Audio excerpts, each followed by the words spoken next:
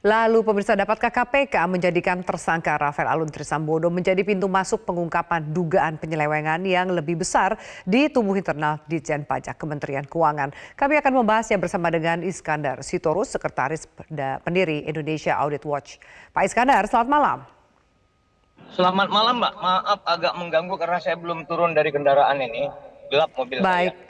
Anda bisa menjawab pertanyaan saya melalui audio. Kita tahu bahwa KPK sudah menemukan konstruksi dugaan korupsi yang dilakukan oleh Rafael Alun. Dan harusnya pengembangan penyidikannya terus dilakukan. Kita berharap bahwa tidak hanya berhenti di Rafael Alun saja. Menurut Anda, apa yang mesti diperhatikan? Begini, Mbak, terima kasih. Pertama, Rafael Alun ini kecil, dia hanya kunci. Kotak Pandoranya sudah ada kok di KPK sejak akhir tahun lalu, awal tahun ini paling lama, paling cepat.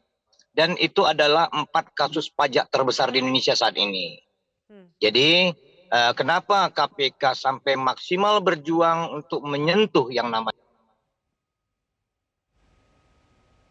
Halo, Pak Iskandar.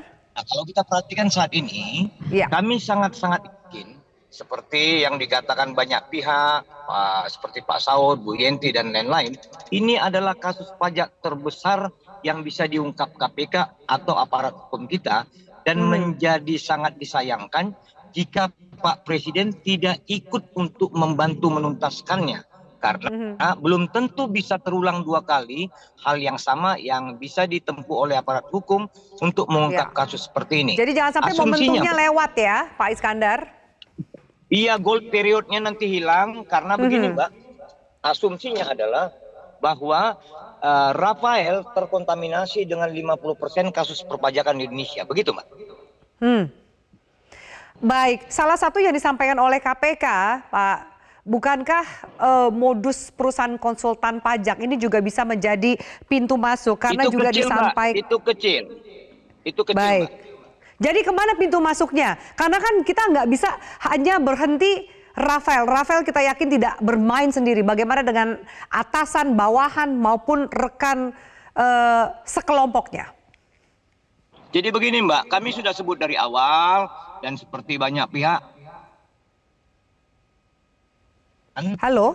Dan komplot Pak Iskandar, mohon jawaban Anda diulangi. Tadi audio Anda sempat hilang. Silahkan diulangi. Ya. Jadi ini Rafael adalah komplotan. Ini geng. Ini kelompok-kelompok yang cerdas. Dan saat ini pimpinan mereka ada di samping Ibu Sri Mulyani, eselon 2 2 orang, eselon 1 2 orang. Jadi kalau Rafael ini disentuh, ini adalah kunci dari kotak Pandora. Kotaknya sudah ada di KPK. Kami sangat yakin ini akan tersentuh. Dan ini adalah hal untuk menggulung persoalan selama 20 tahun terakhir. Cawe-cawe, pengemplangan, mencuci, dan segala hal. Inilah yang ingin diselamatkan mereka dengan konsep money laundry itu, Mbak. Baik, siapa 2 eselon 2 yang Anda sampaikan tadi berada di samping Ibu Sri Mulyani? Siapa 2 eselon 1 yang ada di samping Ibu Sri Mulyani? Ciri-cirinya adalah yang melakukan ikut menandatangani program pengampunan pajak atau tax amnesty saat salah satu perusahaan asal Mauritius yang kemudian berubah wujud menjadi berbadan hukum Indonesia sebagai pemilik salah satu bank di Indonesia. Begitu, Mbak. Iya. Anda punya buktinya? Itu sudah dipunya di KPK juga, di berbagai aparat hukum, dan ada satu aparat hukum sudah memanggil mereka kok. Baik, Pak Iskandar, ini banyak pihak yang menantikan nyanyian dari Rafael Alun menjadi whistleblower, membuka kelompok yang lebih besar. Tentu juga di satu pihak banyak yang berharap dia berhenti hanya di Rafael saja untuk mengamankan kepentingan pribadi maupun kelompoknya. Bagaimana Anda melihat ini? Kepentingan mana yang akan lebih besar, yang akan menang? Kami yakin kelompok ini bernostalgia, rindu dengan model Gayus Tambunan, model angin. Nah, mereka ingin berhenti di orang-orang yang tidak penting atau tidak berpengaruh untuk menguak kasus ini. Kami sudah sampaikan kepada orang terdekat Ibu Sri Mulyani, hati-hati, Bu. Ini akan... Halo, Pak Iskandar. Ya. Silakan, Ya, Anda tadi ya, Mbak. terpotong di hati-hati, Bu. Silakan lanjutkan kalimat Anda. Halo, Pak Iskandar. Ya, terputus. Ya, silakan diulangi jawaban Anda.